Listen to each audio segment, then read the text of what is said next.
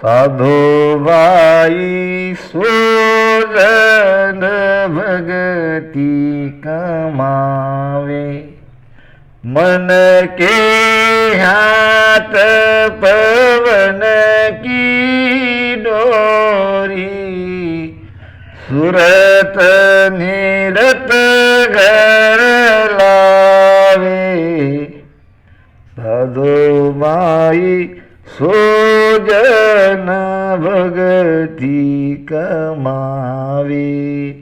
मेरे पहले वीडियो में इसी विषय के आपने ध्यान की, कुछ गहराई की बातें, कुछ गहराई का ज्ञान सुना। अब दोबारा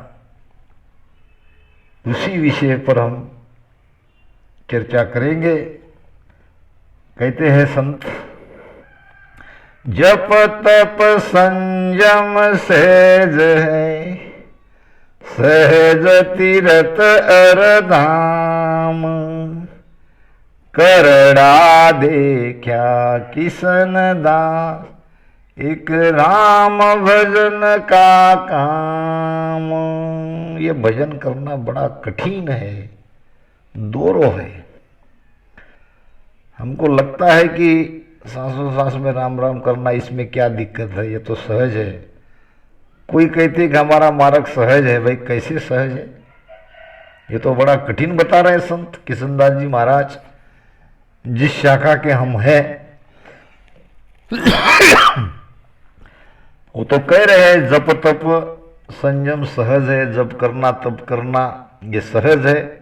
शरीर को तपाना, शरीर को कष्ट देना, किसी भी प्रकार के नाम को जप करना, ये तो बड़ा आसान है। और सहज तीर्थ और धाम, कहीं धाम को जाना, तीर्थ को जाना, वहां दर्शन करना, तीर्थ में जाके नहाना, ये भी सहज है। करड़ा दे क्या किशन दास, एक राम भजन का काम। ये राम भजन करना बड़ा कठिन है। कठिन इसलिए है, इसमें प्राण को पीछम के रास्ते से रीढ़ की हड्डी के अंदर से ऊपर चढ़ाना है। तो ये योग मार्ग की बात है। और योग मार्ग में राम राम भजन करते करते प्राण को मेरु त्रिकुटी 10वें द्वार तक ले जाना बड़ा कठिन है, बड़ा दोरो है। महाराज कहते हैं, बंकनाल बिच किशन दास, इस विद राखे प्राण, जैसे हाथ कबान का गोसा मिलिया जान। बड़ी कठिन बात किशनदास जी महाराज भी बता रहे हैं, सदगुरु सुखराम जी महाराज ने भी सौदागिरी ग्रंथ में बताया है। बंकनाल बिच किशन दास इस विद राखे प्राण। अब प्राण को बंकनाल के रास्ते से इस प्रकार से चढ़ाना पड़ता है, तब क्या स्थिति होती है, कैसी कठिन अवस्था होती है, वो बता रहे हैं। जैसे हाथ कबान का गोसा मिला है जान, जैसे कबान के जैसा शरीर झुकता है और नीचे से वो मुंदड़ी को झेलते हैं। एक खेल राजस्थान में पहले होता था, खेचक बाण मिलिया गोसा मुखसु मुंदड़ी झेले।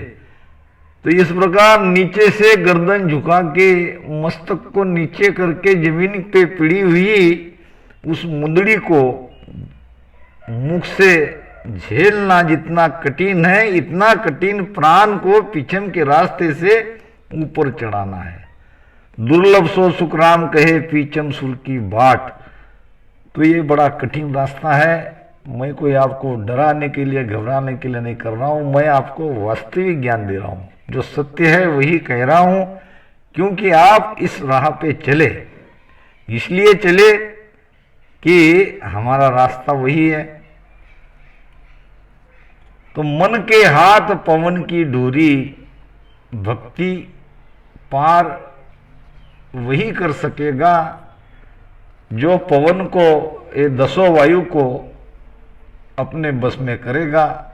जब तक ये 10 प्रकार के वायु एक ध्यानी के बस में नहीं होते हैं, वो 10वें द्वार तक नहीं जा सकता। पाचू पीसन पग तल देवे, बीस पाँच घर लावे मेरे रामा, बीस पाँच घर लावे। नीत नारी सु नेह दूणो, नीत नारी सु नेह दूणो। ये निस से घर मावे, साधु भाई सोजन भगति कमावे। संतो भाई सोजन भगति कमावे। अब ये नित नारी क्या है? नित नारी है हमारी सुरती, सुरती रूपी नारी जो संसार में फंसी है। सूरत फंसी संसार में, तासे रह गया दूर। सूरत बांध स्थिर करो, आटो पोहर हुजूर। ये सुरती रूपी नारी संसार में फंसी है। नित नारी सु नेह दूणो। अब संसार में जितना प्रेम हम सूरत से करते हैं, हमारा ध्यान जितना संसार में है, उससे दुगना ध्यान भजन में करेंगे। फिर दोनों बरसे हेत, महाराज ने बताया है।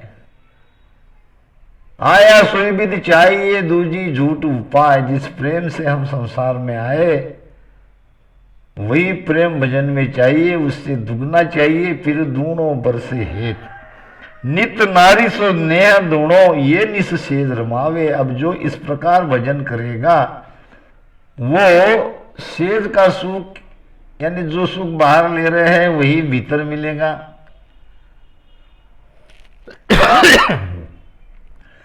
अलारीत यह, अलारीत सुख यह, काम इंद्रिया घट जागे।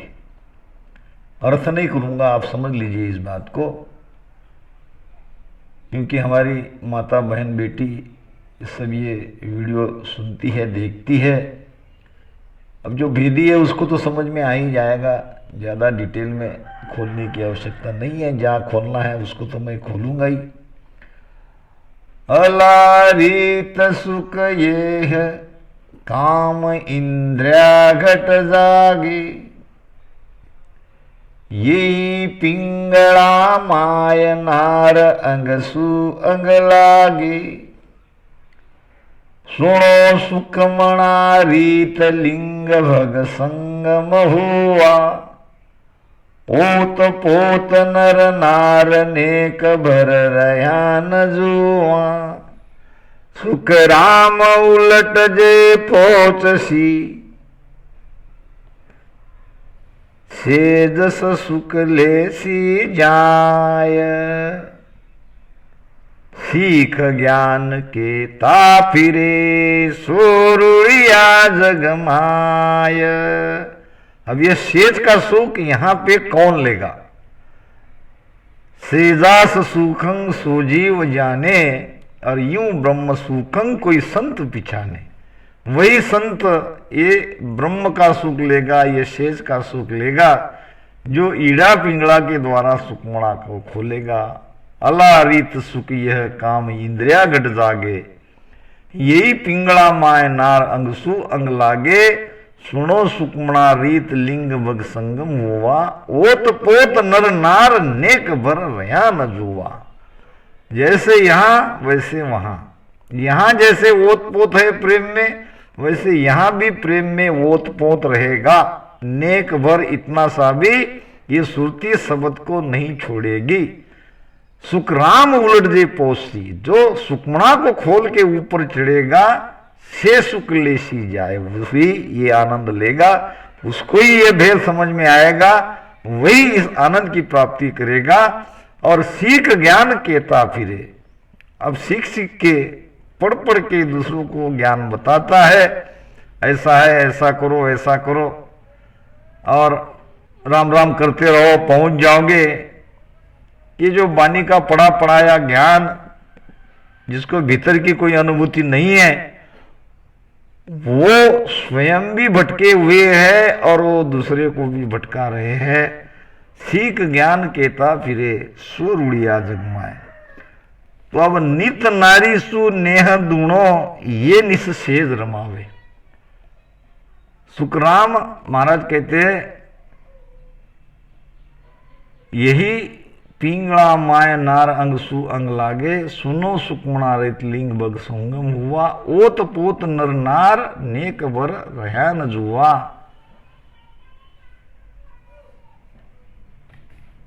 सुखराम उलट जे पोच सी सेजस सुख ले सी जाए। इस सेजस का सुख वही लेगा और बाकी सब रूढ़िया यानी इधर उधर का ज्ञान कचरा बांटते फिरेंगे। तो अब ये कब होगा? अब हम कहते हैं कि हमारी सुरती शब्द के साथ में लग गई, हमारा प्रेम भी दुगना लग गया।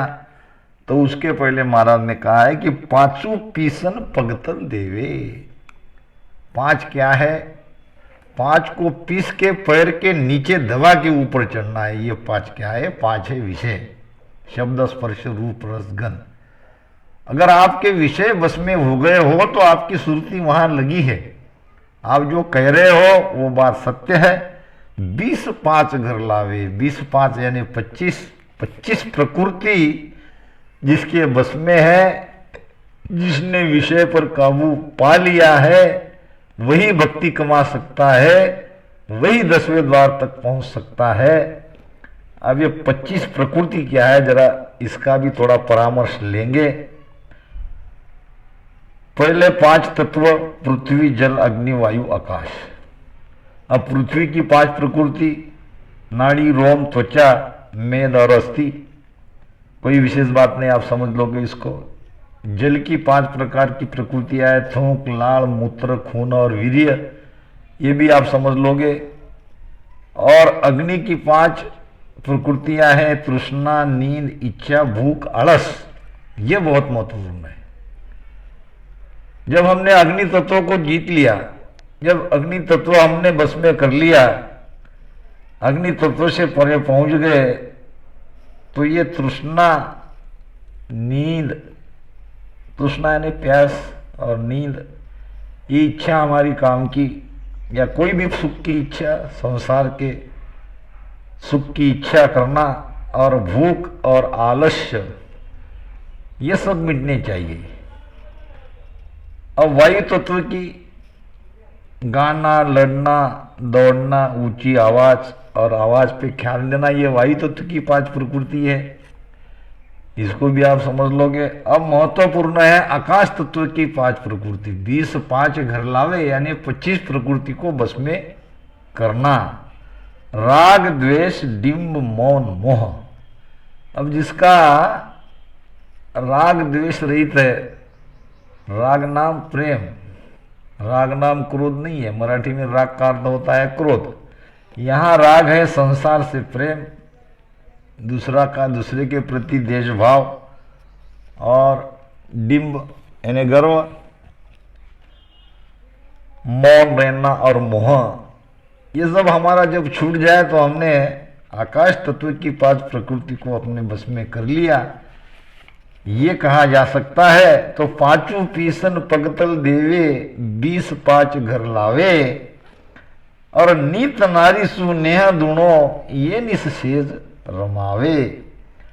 आसन इडग अडोल नेचे, मन मारे तन माई, मेरे रामा मन मारे तन माई। नव से नार जगावे सूती, नव से नार जगावे सूती, शहर रेली वलाए, साधु भगति कमावे। संतो भाई सोजन भगति कमावे। मन के हाथ पवन की डोरी, मन के हाथ पवन की डोरी। सूरत निरत घर लावे। साधु माई सोगन भगति कमावे। आसन इड़ग, इड़ग नाम स्थिर। जिसका आसन स्थिर नहीं है वो कभी मन को बस में नहीं कर सकता। तन स्थिर तो मन स्थिर। तो कोई कोई कहते हैं कि किसी आसन पे बैठ जाओ, जिस आसन पे बैठ के आप 2-3 घंटे भजन कर सकोगे राम राम। नहीं, सिद्धासन लगाना पड़ेगा, क्योंकि महाराज ने वाणी में सिद्धासन की बात कही है। सिद्धासन को साजियो बैठो मन को घेर, लिव माला सुखराम कहे निज दिन उर में फेर। ध्यान की विधि ही हमारी यह है कि जिसमें आसन लगाना ही पड़ेगा और बहुत जरूरी है। ऐसा आसन लगाओ जो विधि में बताया है। सांस उसास कहे हरि नाम, फिरे रसना मुख में दिन राती। धीरज ध्यान अडोलन डोले, आसन मार उकासो छाती। छाती सामने लाओ, रीढ़ की हड्डी सीधी रहनी चाहिए। नाड़ समीसड़ राखत, नाही मोड़त अंगन बंदत बाती। ये नाड़ है गर्दन, समीसल कहते हैं झुकी हुई को। थोड़ी गर्दन को झुकी हुई रखो, ये थोड़ी को छाती से चिपका के रखो। नाड़ समीसड़ राखत, अब कहीं कहीं अर्थ किया है कि उसको गर्दन को सीधी रखो। समीसल यानी गर्दन को झुकी हुई नहीं रहना चाहिए, ऐसा अर्थ किया है। नहीं है ऐसा अर्थ। नाड़ समीसड़ राखत वहां है स्वल्पविराम, गर्दन को झुकाए हुए रखो। इसी को जलांधर बंद कहते हैं। मोड़त अंगन बदत बाती, शरीर को इधर उधर हिलने मत दो, शरीर स्थिर रखो। मन को थोप पवन सुमेला, सूरत समोय निरत घर, निरत कर साथी। अब मन को थोप, कैसे थोपोगे?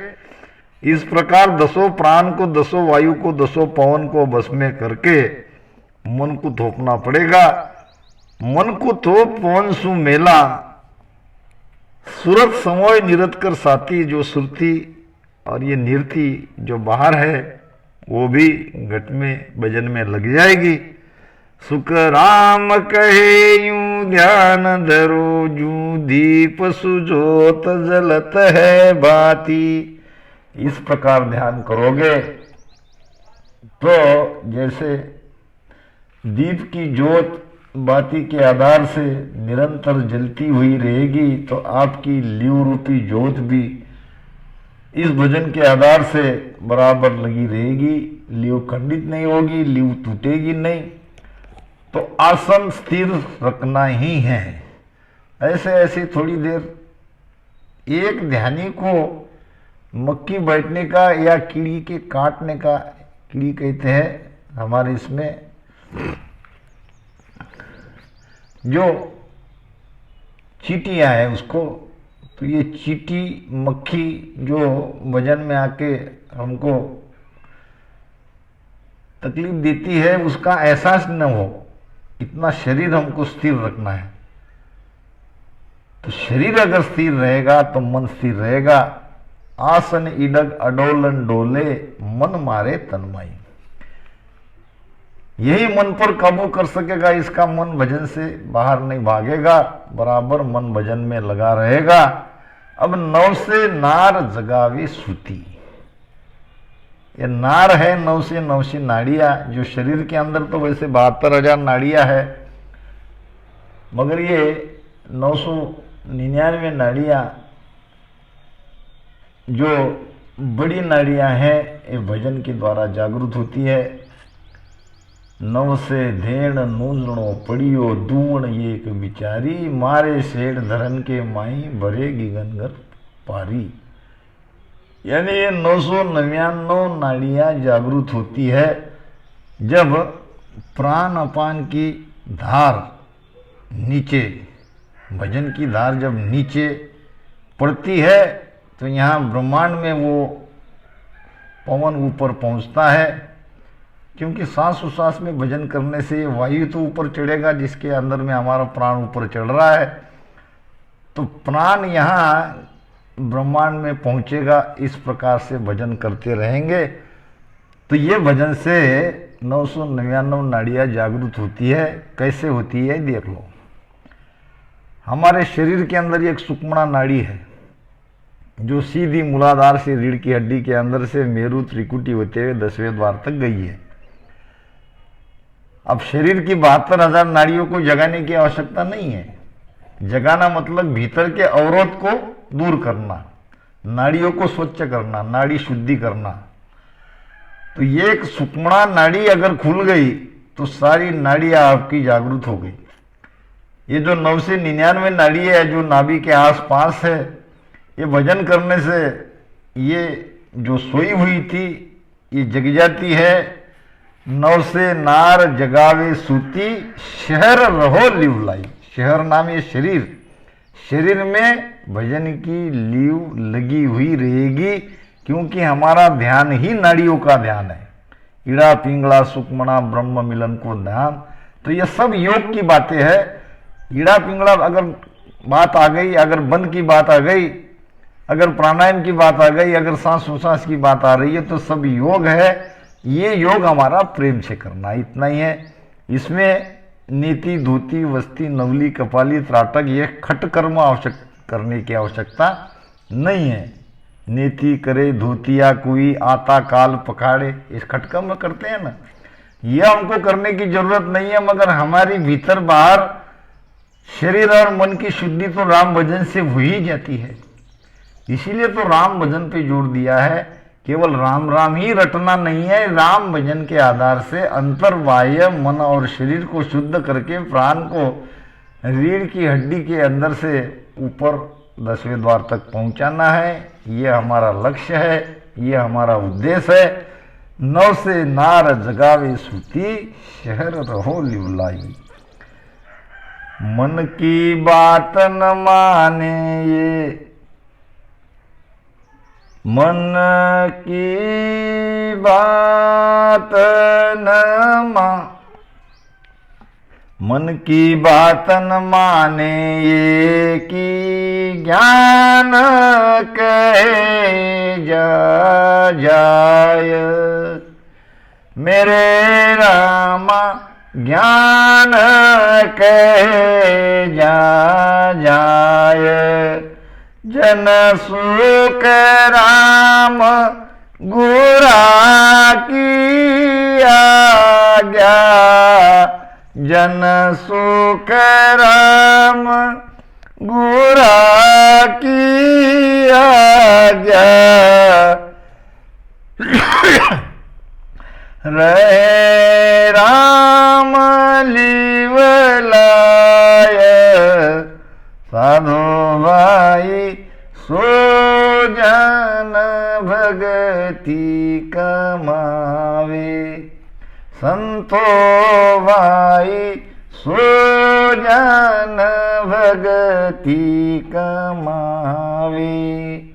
मन के हाथ पवन की डोरी, मन के हाथ पवन की डोरी। सूरत निरत घर लाए, साधो भाई सो जन भगति गति कमावे। मन की बातन माने की, यानी ध्यान में मन बार बार भटकेगा, विचारों के द्वारा आपको ध्यान छुड़ाने की कोशिश करेगा, तो हमको आपको सबको मन की बात माननी ही नहीं है। यानी मन जो सोचता है उसको साक्षी होके देखना है, उस विचार में मिलना नहीं है। विचार में अगर हम मिल जाएंगे तो ध्यान छूट जाएगा, जो मन यही चाहता है। कहते हैं कि ये कुल्हाड़ी वाला लोहार जो लोहे का काम करता है, ये एक थैले में कुल्हाड़ी बेचने के लिए रास्ते से जा रहा था। अब वो कुल्हाड़ियों की आवाज़ आ रही थी। अब आवाज़ को सुन के पेड़ घबरा रहे थे, क्योंकि कुल्हाड़ी पेड़ को काटती है और पेड़ का काल ही कुल्हाड़ी है। अब जब कोई काल को देखेगा तो घबराएगा। तो कुल्हाड़ी की आवाज़ सुन के पेड़ घबरा रहे थे और दूसरे पेड़ को, ये पेड़ जिसके कान पे आवाज़ आ रही थी, वो कह रहा था कि भाई संभल के रहो, हमारा काल आया है। अब वो पेड़ थोड़ा वयोवृद्ध था, बड़ा था, समझदार था, अनुभवी भी था। उस बड़े पेड़ ने इस छोटे पेड़ को कहा कि भाई घबरा मत, ये जरूर ये कुल्हाड़ी हमारा काल है, मगर हम में से कोई जब तक उसके साथ नहीं मिलेंगे तब तक वो हमारा कुछ नहीं कर सकता। यानी कुल्हाड़ी को जब तक लकड़े का डंडा वो कुल्हाड़ी में डालते नहीं, तब तक कोई कुल्हाड़ी से पेड़ को काट नहीं सकता है। यही बड़े बुजुर्ग पेड़ ने छोटे पेड़ को समझाया। यानी मन जरूर हमारा काल है, मन ही निरंजन काल कराला, मगर हम उसको बड़ी आसानी से बस में कर सकते हैं। कैसे? मन की बातन माने एक ही। मन के जो विचार चलते हैं और ध्यान में तो वो दुगने आते हैं, तो उस विचारों को देखते रहना, विचार में मिलना नहीं है। विचार में मिलोगे तो वो काल बनेगा जो काल है ही, और विचार से साक्षी भाव होके विचारों को देखते रहोगे तो कुछ नहीं होगा, वो वापस भजन में आएगा, क्योंकि मन हमारे बिगड़ नहीं रह सकता। ज्ञान कहे जाए, ज्ञान यही कह रहा है कि आपको मन को बस में करना है, और मन को बस में करने का तरीका भी महाराज ने बताया है। तो इस प्रकार आप भजन करो, मन को घेर के रखो। मन को घेर मता में लाया, सूरत शब्द घर पाया। मन और पवन मिल्या नाभि में, उलट शिखर दिस आया। गिगन में अनहद बाजे भारी, कोई सुनता हो गुरु ज्ञानी, गिगन में अनहद बाजे भारी। जन सुख राम गुरा की आज्ञा। महाराज कहते हैं कि गुरु की आज्ञा में रहो, गुरु के मार्गदर्शन में ध्यान करो। आज्ञा में रहने का मतलब उन्होंने जैसा बताया है वैसा ध्यान करो। उनके मार्गदर्शन में ध्यान की क्रिया को, ध्यान की साधना को आगे बढ़ाओ, और रहे राम लीलाएं। परमात्मा में, भजन में, ध्यान में आपकी लीव अखंड लगी रहेगी। इस प्रकार आप करते रहोगे तो यही भक्ति कमाने का तरीका है। यानी 10वें द्वार में रसना से लेकर पीछे के रास्ते से यहाँ तक प्राण को लाना है। प्राण को लाना ही भक्ति कमाना है।